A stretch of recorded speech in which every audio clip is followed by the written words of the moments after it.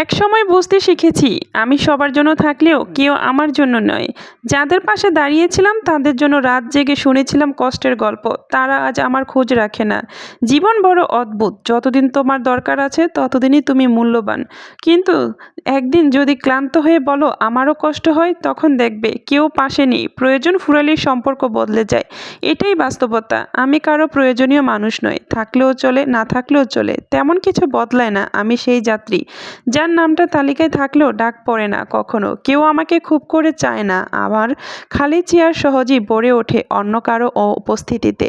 আমি সেই গল্পে মাঝপথে হারিয়ে যাই, পাঠকের মনোযোগ, তবুও নিজের অস্তিত্বকে ভালোবাসি, কারো করুণায় নয়। নিজের ভাবনায় হাঁটতে শিখেছি, এবং নিজের হয়ে থাকাটাও তো একরকম সাহস। অভিমান মানে দূরত্ব নয়, অভিমান মানে নিজে ফিরে আসার অপেক্ষা। কিন্তু সবাই অপেক্ষা বোঝে না। কেউ অভিমান ভাঙানোর সাহস রাখে, আবার কেউ চুপচাপ সরে যাওয়ায় যেন কিছুই হয়নি। অভিমান ভালোবাসা বাড়ায়, তবে অবহেলা সেটাকে বিষিয়ে তোলে। যতক্ষণ অভিমান আছে ততক্ষণ সম্পর্ক বেঁচে থাকে, কিন্তু একদিন অভিমানও ক্লান্ত হয়ে নিঃশেষ হয়ে যায়। ঠিক তখনই মানুষ সত্যি হারিয়ে যায়। ভুল মানুষকে ভালোবেসে শুধু হৃদয় নয়, আত্মাও ক্লান্ত হয়ে যায়। যাকে চোখের সামনে চোখের ভাষায় বুঝতে চাও, সে বারবার বলে আমি কিছু বুঝি না। তুমি ভালো থাকতে চাও, সে বারবার আঘাত দেয়। তুমি চুপ থাকলেও তুমি দূরে সরে গেছো, তার কিছু বললেও বলে তুমি বোঝো না আমাকে। তুমি নিজের মতো করে বোঝাতে চাও, সে নিজের মতো করে ভুল বুঝে। তোমার প্রতিটা চেষ্টা, প্রতিটা ভালোবাসা তার কাছে একদিন অতিরিক্ত হয়ে দাঁড়ায়। সবচেয়ে কষ্ট তখনই হয় যখন মন থেকে দেওয়া ভালোবাসা কারো অহংকার চাপা পড়ে যায়। আমি আর লড়তে পারছি না। দিনের পর দিন শুধু ভেতরটা ভাঙছে, তবুও বাড়ছে। থেকে মানুষ ভাবে সব ঠিক আছে। আমি কারো দোষ দিই না, কারণ কেউই জানে না আমি কিভাবে বেঁচে আছি। হয়তো আমি নিজেও জানি না কেন এখনো টিকে আছি।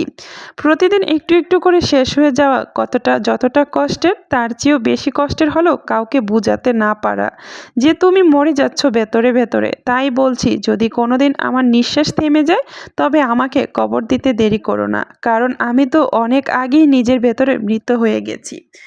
গলাটা একদম বসে যাচ্ছে, কি বলবো।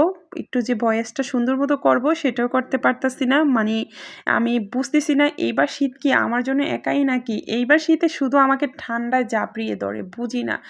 গলাটা বসে যাচ্ছে, ঠান্ডায় একদম মানে কাতুকুতু হয়ে গেছি।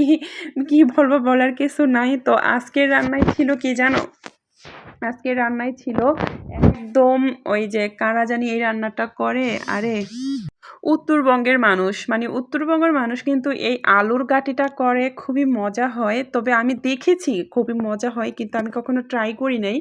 আজকে আমি নিজে নিজে ট্রাই করলাম, দেখি এটা কেমন হয়। তো আমি কিন্তু প্রথমে আলুটাকে সেদ্ধ করে একটু হালকা করে মেশ করেছি।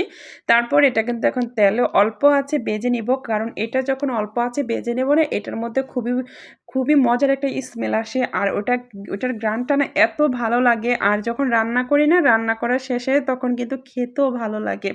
তো যাই হোক, জামাই ছিল না, কোনো রকম দিন পাড়ি দিচ্ছি। একটু ব্যস্ততার কাজে ব্যস্ত আছে উনি। তো আমি কিন্তু আজকে আলুর ডালটাই তৈরি করে নিয়েছি, সাথে কি জানি ছিল ভুলে গেছি। তো আলুর ডালটা যে রান্না করে নিলাম, অবশ্যই এটা ফাইনাল লুক তোমাদের দেখাচ্ছি। অনেক কথাই তো বললাম, ভুল ত্রুটি হলে অবশ্যই ক্ষমার দৃষ্টিতে দেখবেন সবাই। আর এই তো আমার রান্নাটা হয়ে গেছে, কেমন হয়েছে আর ভিডিওটা কেমন লেগেছে অবশ্যই কিন্তু কমেন্ট করে জানাবে। আর লাইক কমেন্ট শেয়ার করে পাশে থাকবে সবসময়। আসসালামু আলাইকুম।